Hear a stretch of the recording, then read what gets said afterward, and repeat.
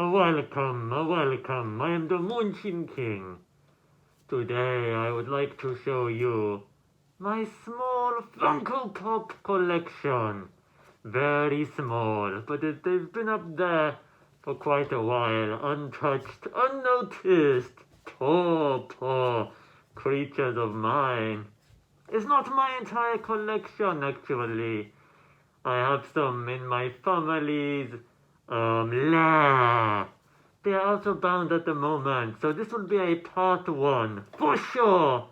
And at a later stage, I can show you the rest. Still not a great many, but it is a box. So, a small box, but a box. So I hope you stay with you. Do follow my Twitter at the Moonshine King. All my links will be below. I have a gaming channel. I've nearly completed Red Dead Redemption 2, and I'm very excited to play Spider-Man next. I also have a reaction channel, which is very good. The Moonshine Reacts. But follow my Twitter and you'll witness everything that I share. So, let's get on with it, shall you indeed? Wouldn't you? So let's get this started, shall we? The first I will discover to you. I am doing this Matilda style, which is convenient, as it was her who requested this video. Can you see my lovely Hogwarts hat that I wore for Halloween? Why not put that in the picture? Why not put this for me? Wait. Look at this setup. Okay. Jacob Kowalski. 5 guesses where he is from. You know, I feel like putting some figures down, like Matilda does. Hang on! I will have my lovely Bane. He is called Bane from The Dark Knight Rises. You may recognize him. A very famous movie. Okay. And I think my little stormtrooper might help things be at ease. Make sure people are behaving as they should be. Oh wait, you can't even see him. You can't even see him! You are going to go right there. You better not be naughty! Or you will be in great trouble for sure. So, Jacob Kowalski from Fantastic Beasts and Where to Find Them. I enjoyed that movie. I liked that movie. I have not seen The Crimes of Grindelwald, but I look forward to it. It's a shame it did not do so well at the box office. Matilda has great views about how J.K. Rowling makes everyone gay. We had a good laugh for you. She wants everyone gay, including Jacob Kowalski, even though he clearly has a crush on a blonde witch in the movie. He will probably turn out to be gay with Bane or that dude. So, Kowalski was a great character. He was very likable. He became a baker at the end. Great job. Not really a fan favorite of the Harry Potter universe, but he was, a lot of people liked him in Fantastic Beasts. But I actually bought this before I watched the movie. I had no clue who this guy was. And now I'm quite glad that I did. Even though it's still a waste of money kept in a box. But anyway, here we are with the next guy, Carl Mordor. This guy is even less significant than Jacob. This guy was in Doctor Strange, the movie. I don't remember what he did, but he was in Doctor Strange. He was a good guy. I remember that. I guess he had powers as well. Oh no, you're in the way! Yes, I think he had powers also, but I have no clue what he actually did in that film. So, he is very black. I cannot see him. Look, you cannot see him now. I have to tilt this way. Karl Mordor. I'm guessing most people don't remember that guy either. He might have been in Infinity War. If he was, he didn't stick around very long. So, useless! Our next is BB-8 from 2016, Summer Convention exclusive. You know, I'm reminded of the Doctor Who pop that I missed out on. I've told the story before, but I didn't make a video on it as I intended. Perhaps the disappointment was so crippling. But I actually saw a Doctor Who Funko Pop in the comic store. 4 of them, in fact! 4! It was the 13th Doctor, and it was an exclusive. Out there was only 500 made. 500 items of the 13th Doctor variation. Also from San Diego, and guess what? My foolish me didn't pick one up! I saw they were £200 in the proper price guide afterwards. But I thought it was confused. I thought it was actually the one that wasn't worth that much. But I should have known by the box. If it says there's only 500 in the world, it should be taken extremely seriously, and you better jump on that wagon as soon as you can. But I had a very important thing to do that weekend. So I didn't go back for it that weekend. Actually, I had a meeting also that day. I went home and researched it and realized this is actually the expensive one, the valuable one. And then when I went back out, I went to my meeting and I completely forgot about it. So I came back home, and then it was the weekend and I had important work to do, a presentation. And so I forgot about it. And then I went back on Monday to the store to see if they were still there. And guess what? They were all gone. So that was my biggest fail in pop history. Literally.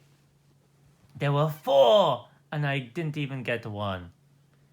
The strange thing is, this was actually months after the San Diego Comic-Con. San Diego. I said this was San Diego. This is actually Summer Convention. It might be the same thing.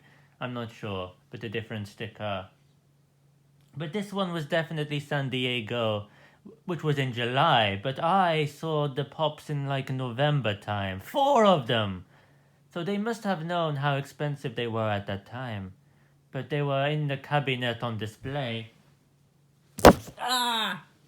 It's possible when I went if I got it and went to the counter, it's possible they would have charged a higher price than what was on the box. Because obviously the price was on the box.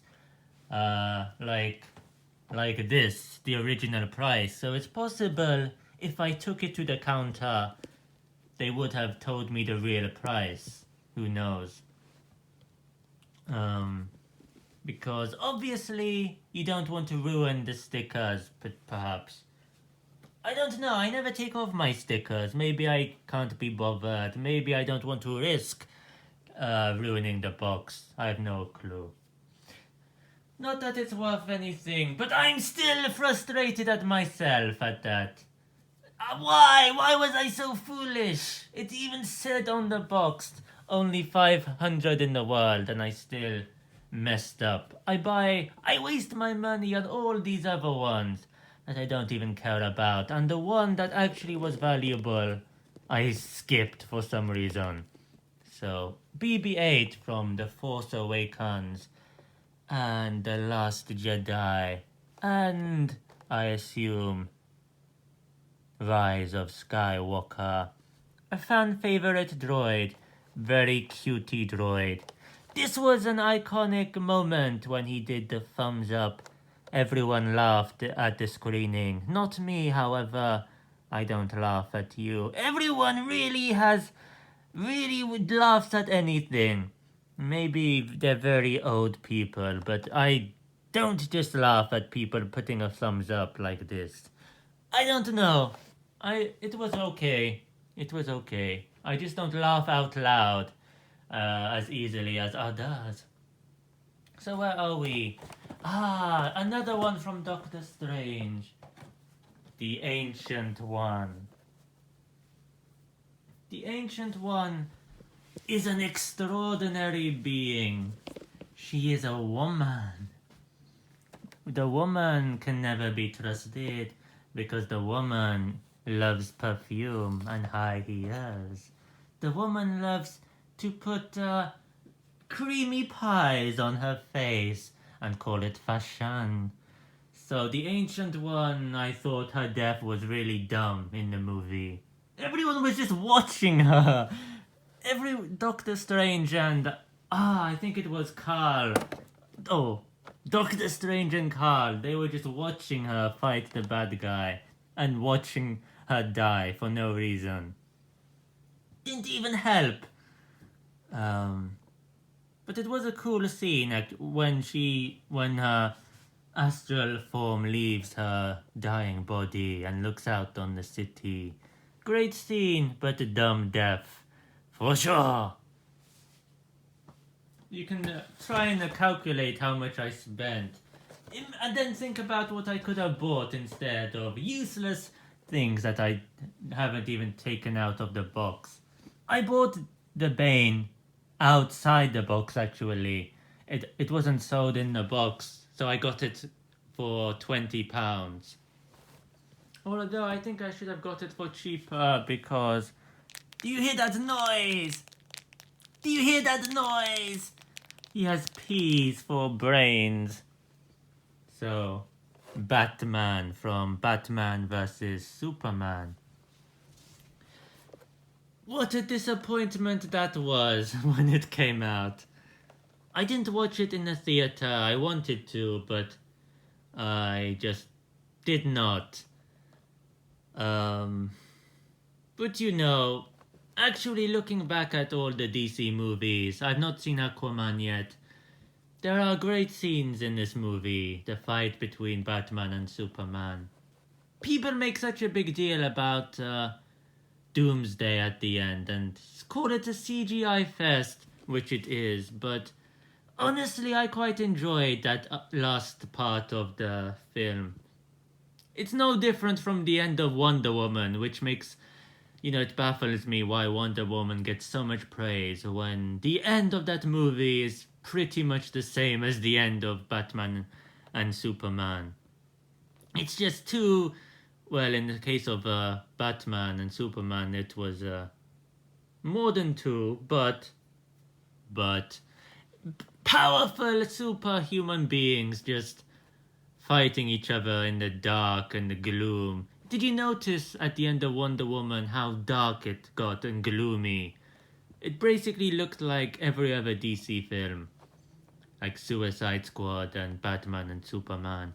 The rest of Wonder Woman was actually daylight and sun, which I think is probably why it got higher reviews than normal, because we actually got some color for once.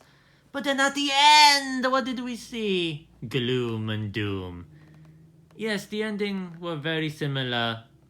But actually I enjoyed it, and that's what I was saying. In Batman and Superman, I enjoyed it because finally something interesting was happening. We had the great scene with Batman fight Superman. We had the best scene, which was the warehouse scene with Batman, of course. Look, he's holding a cutie Batarang in there. And also, well, the last scenes between Doomsday, Superman, Batman, and Wonder Woman. At least it was entertaining to me, even though it was another dumb death for Superman. Really, not much sense. He couldn't have thrown that lance at Doomsday. He had to go flying right into him. Anyway, let us continue.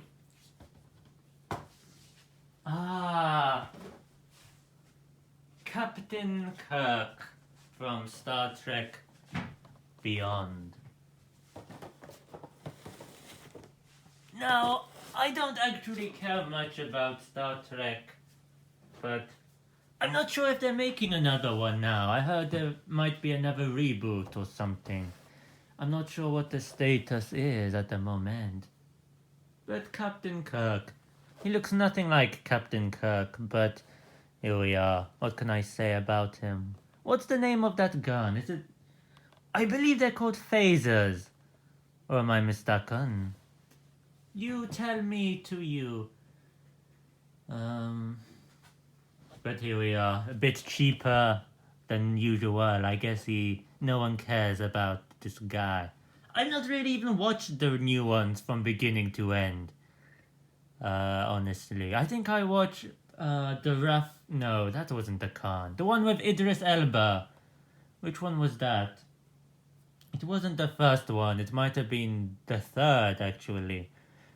I think the second one was the Khan. I've not seen that one. It was alright. But I'm not a fanatic of Star Trek. I did used to watch the old series from time to time. But never really followed it to great depth, so... I don't feel passionate about it. Star Wars, on the other hand. I am a great fan and hater of Star Wars. Star Wars is the most frustrating franchise ever. So many things that don't make sense. So many opportunities. I don't know if any of the films are that great, even though I love Star Wars. Episode 1, dumb. Episode 2, dumber. Episode 3, dumbest. Episode 4, alright. Probably solid. But I sort of lose interest after the duel between Vader and Obi-Wan. After that, I just lose track. Probably because I'm not actually a fan of... This will sound ironic, but I'm not a fan of space wars. Like, things moving around really quickly and things just shooting really quickly. I'm just not a fan of things moving fast on screen. I live for the emotional moments. Like in the last, Return of the Jedi. I don't really care about the stuff going on around the Death Star, all the guys whizzing around. I don't even care about what's going on Endor, with the teddy bears and all of that. What I care about is the throne room scenes. Those are the best scenes, the juicy scenes between Sidious, who is the Emperor, Vader and Luke. Those are the greatest scenes. I don't care about the space things whizzing around. Boom, boom, boom! It doesn't interest me that much in comparison, so... But Rogue One, I was not disappointed in this movie. I was pleasantly surprised. Well, there were a couple of disappointments, but not... I wasn't disappointed like I was with Force Awakens or The Last Jedi. Same with Solo, I was surprised. Pleasantly surprised. I didn't walk out feeling disappointed overall. Rogue One, extraordinary scenes! I do wish we had seen more of Vader. I thought he was going to come down onto the planet on the desert. But of course he didn't, because he's allergic to sand. But I did hope to see more of him. And I was grateful at the end that we did see him, because before that scene, I thought the movie was about to end and we weren't going to see Vader, but then we, of course, did. I think that scene is overhyped, honestly, but I still appreciated it. It was a cool scene. But the way people fanboy over that scene baffles me because most of it was full of cutaways. Whenever he would cut someone, it would cut away. It wouldn't show it.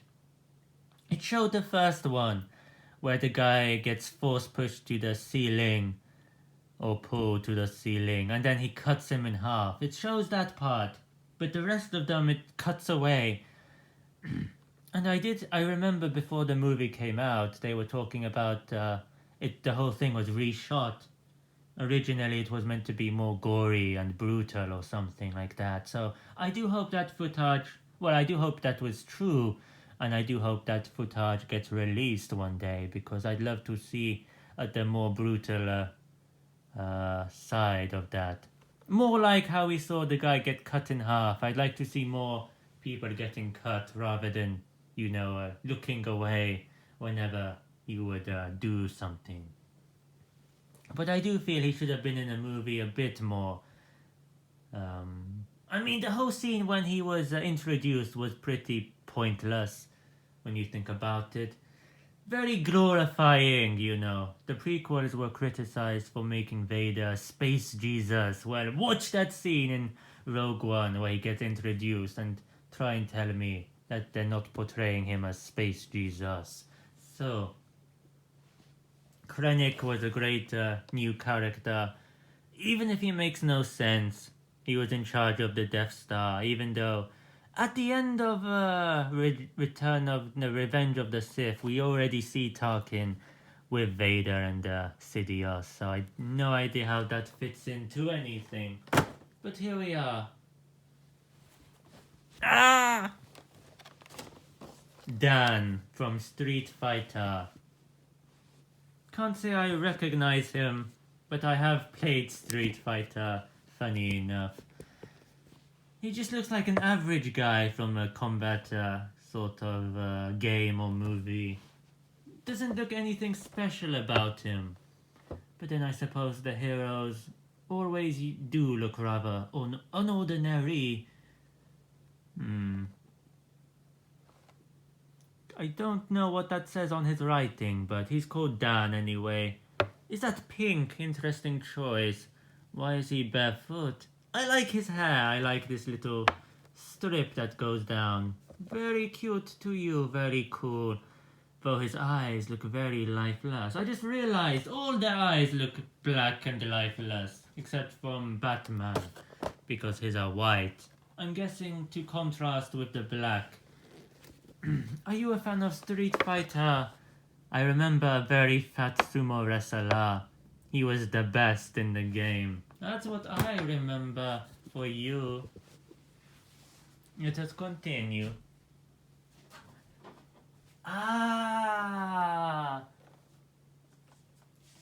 Percival Graves. This guy is from Fantastic Beasts also. I probably bought him at the same time as Kowalski. This guy was very sneaky to me. Very treacherous guy. Do not trust him, or you might find your potty poisoned with great galore. He represents deception. He represents greed and the pursuit of immense power and great entitlement. Great actor, I would say. A foolish actor. A male actor. But the villains are always British, have you noticed? I'm guessing he was British because he was a villain, so he must have been British. Batman. The Dark Knight Returns.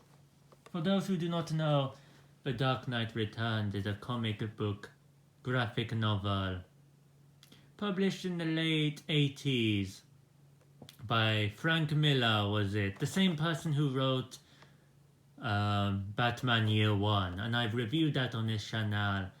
This is apparently in the same canon.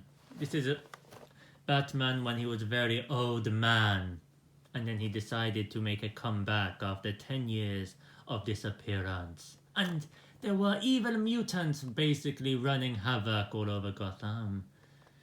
I don't know why his outfit is blue now. I know it was blue in the novel, and as well as there's a film made. If you don't want to read the graphic novel, I do recommend the animated movies. It's in 2 parts. His outfit was blue, but I don't understand why. Bats are not blue, last I checked.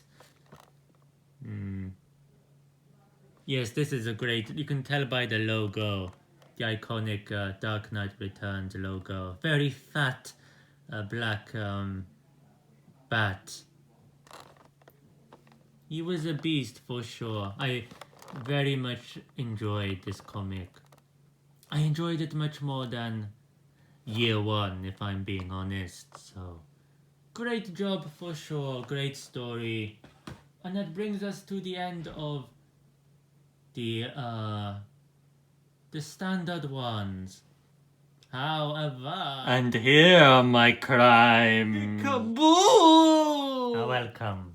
Now you may witness I have some pops that are still in the bubble wrap because I ordered them long ago and I'd never opened them after they were delivered. But let's go through them, shall we? Bane. It is the same one as my friend Bane. The same indeed. This of course has the box. This are actually quite expensive. I believe it was like 50, perhaps. It really, see, I spend money on these things that go to no use when I could have got a very extraordinary Doctor Who, the 13th. 1 out of 500 in the world. In fact, there were 4, but I doubt they would have let me buy 4. That would be called hogging, indeed.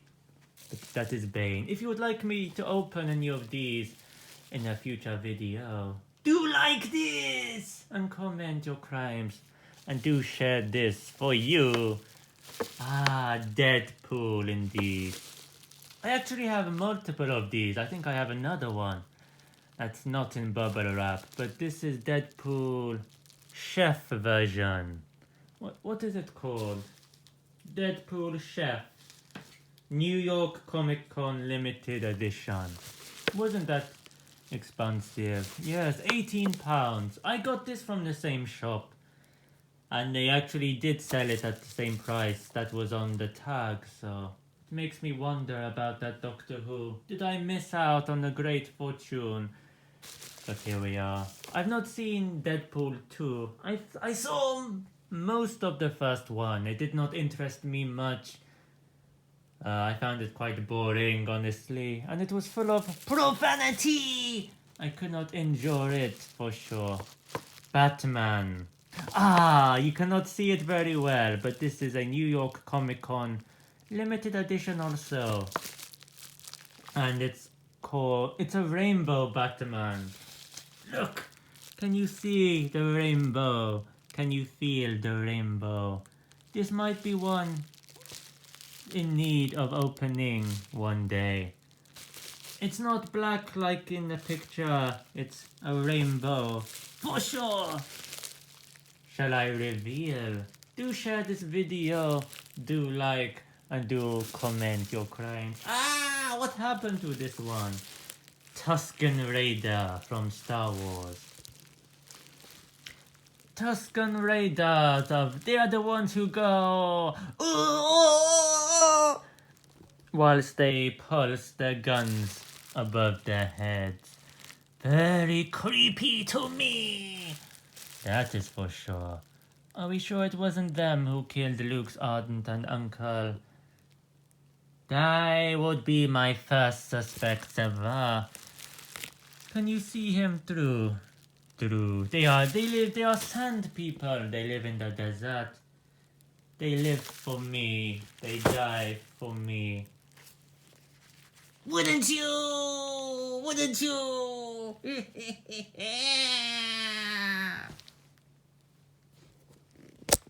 Death to me.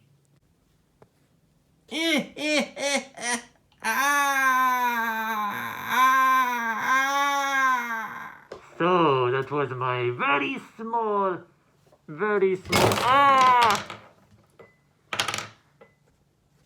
I won't tell you what happened just there, but that was my very small exploration.